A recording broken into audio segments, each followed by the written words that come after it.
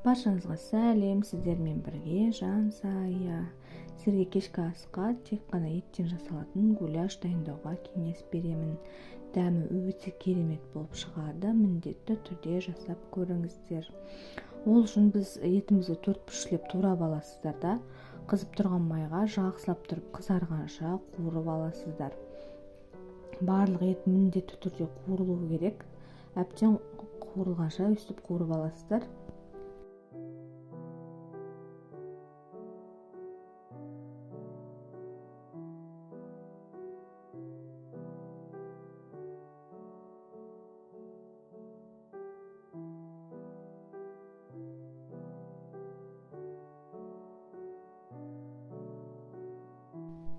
Кейін қуырылған етке біз ұсақтап туралған пиязымызды салып, тағы да жақсылап оны да жұмсарғанша қуырып аламыз, араластыра отырып.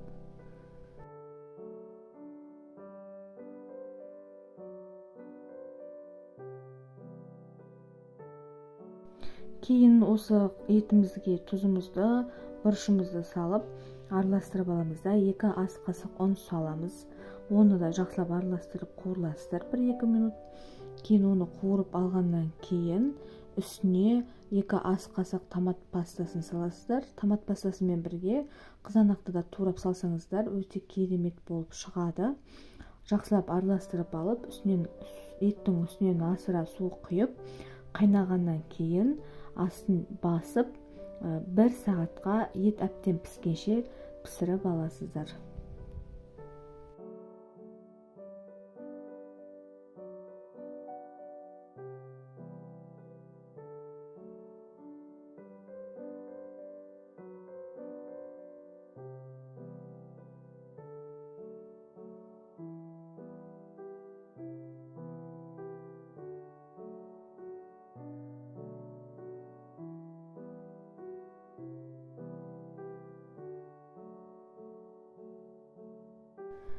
Піскен гуляшымызды кез келген гарнирмен беруге болады. Пюремен, күрішпен өте жақсы шығады. Міндетті түрде жасап көріңіздер, ас болсын. Өте оңай, өте жеңіл. Видео ұнаса лайк басып тіркелуді ұмытпаңыздар.